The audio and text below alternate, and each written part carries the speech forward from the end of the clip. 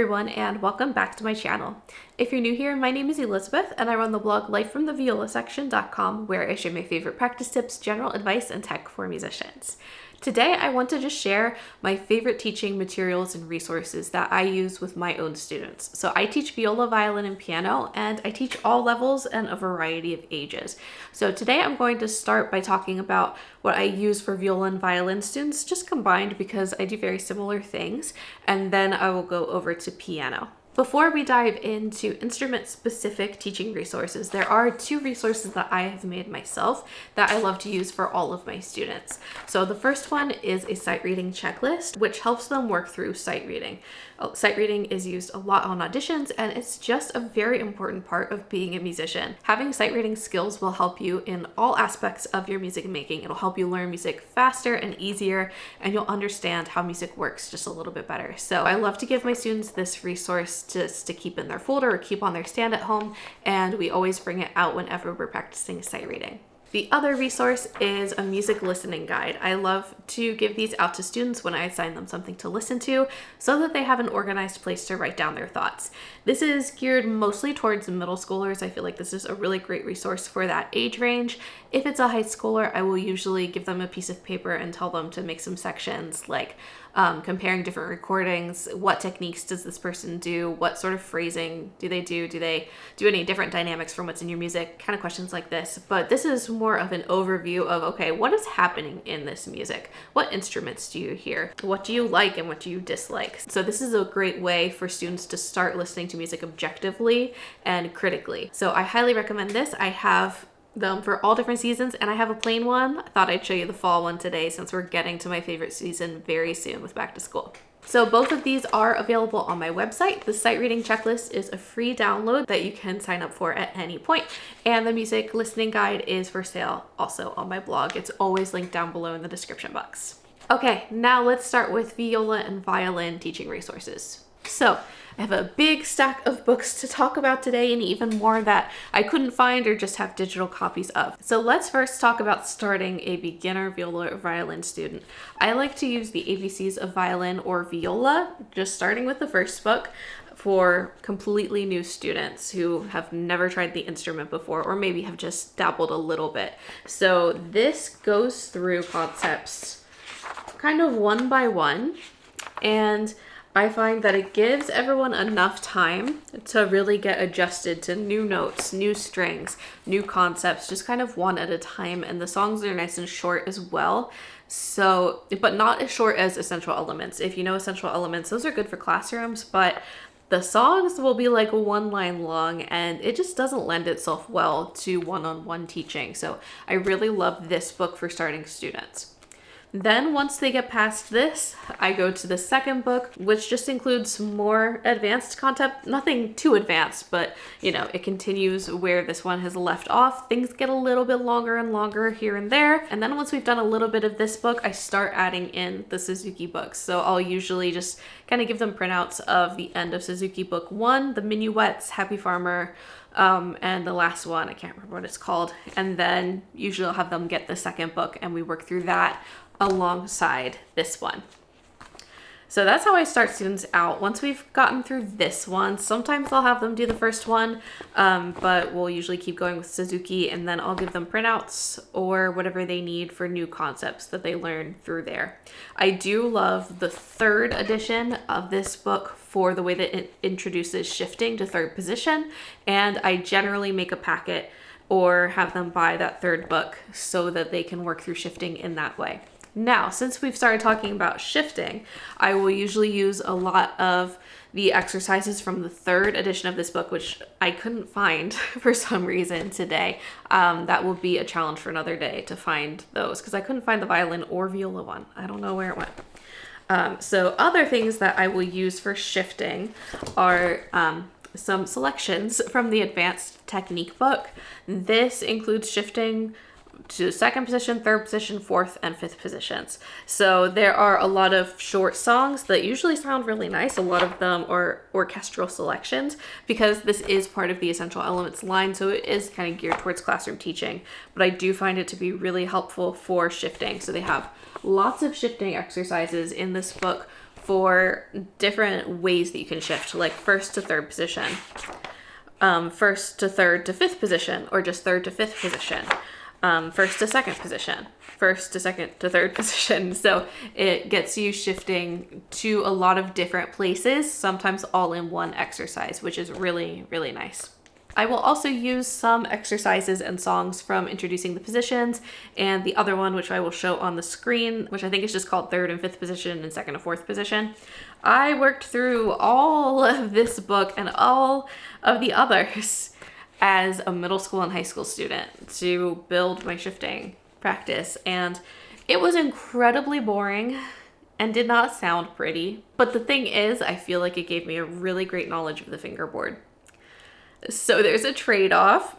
So that is kind of why I will use the third edition of this book, a little bit of Introducing the Positions in the other ones, and a little bit of Advanced Techniques, so that there are kind of different songs and different ways of thinking that students can experiment with as they start shifting.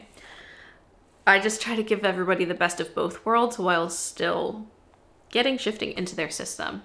For beginner to intermediate students, I love finding books like these that are pop music or musical music, any kind of fun things like that that students might have an interest in. It's great to add these in alongside, the more standard classical things that they're learning, so that they, feel a real connection to their instrument and can play music that they already love. I feel like that's really important.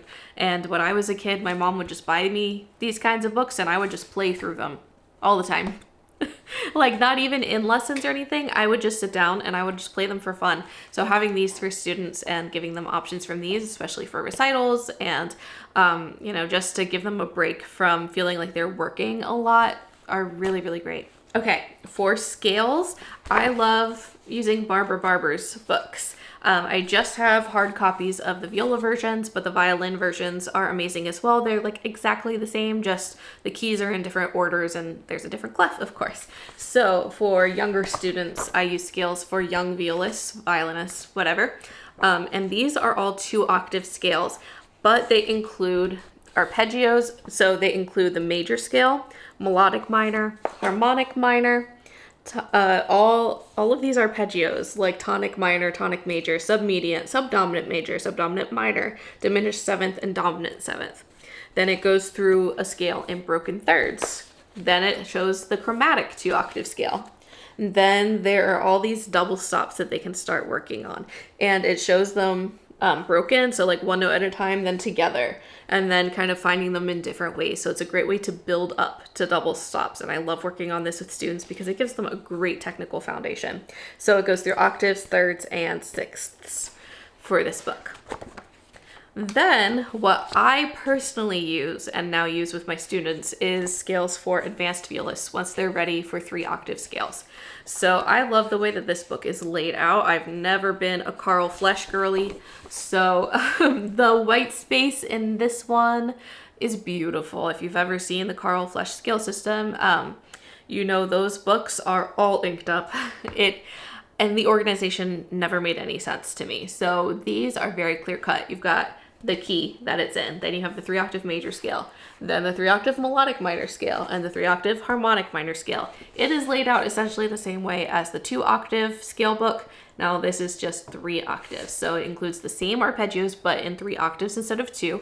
It includes the broken thirds, chromatic scale down there, octaves, thirds, sixths, and now it also includes a harmonic scale. So just a scale where you're doing artificial and regular harmonics. So I ask all of my advanced students to buy a copy of this, and sometimes we will just write in our own fingerings. Sometimes we will go with one of the suggested ways in here, but then they have something very organized that they kind of know how to navigate.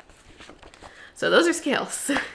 Now, once students are around like the 5th Suzuki book or so, I start to stray away from truly just using the Suzuki books, and then I will kind of pick and choose repertoire. So sometimes those will be from Suzuki books, like the Handel Concerto, the J.C. Bach Concerto, and I know both of those are Casa de Sus, really. and, you know, just other selections like those. But I also love to supplement with the solos for young, whatever instrument you play books. These have really nice repertoire in them.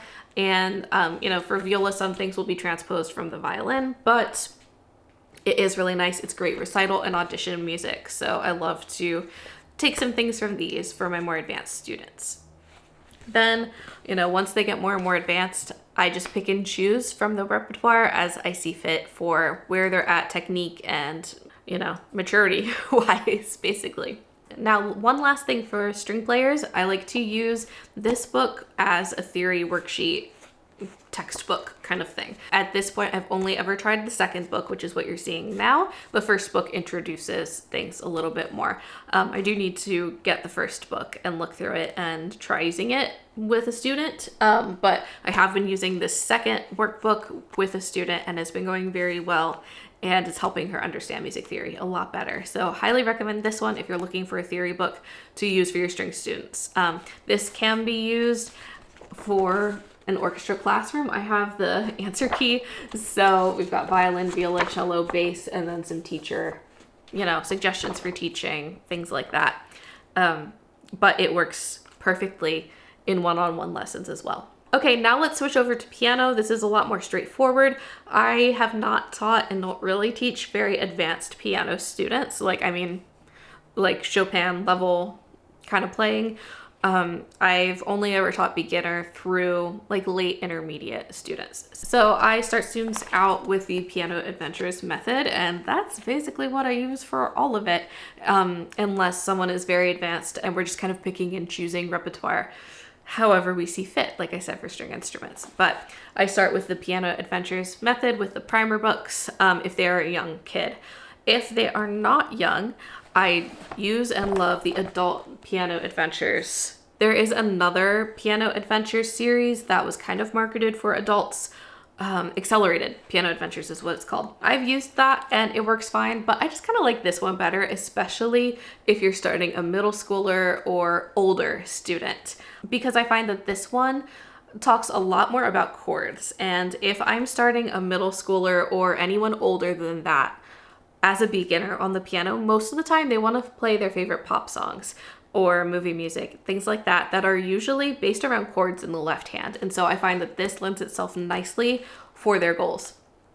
I also enjoy all of the other books that go along with this one, although this one is comprehensive, it's all in one. So where the Piano Adventures series has 4 books for each level, lesson book, performance, technique, and theory, this has it all in one. There are theory worksheets, technique is taught, there's the regular lesson stuff, and then there are really nice songs that you can use to perform. So this has it all in one, but I also love the classics book because it spans through a lot of different eras, and it goes from a very low level to a nice, more difficult level as well. So I find that that is really good, and I recommend that, the classics book, for even students who are doing the regular Piano Adventures method, just because the books are so nice. I will also recommend the ones that go along with each level. This is the classics book, so it's classical music, just arranged for whatever level they're in.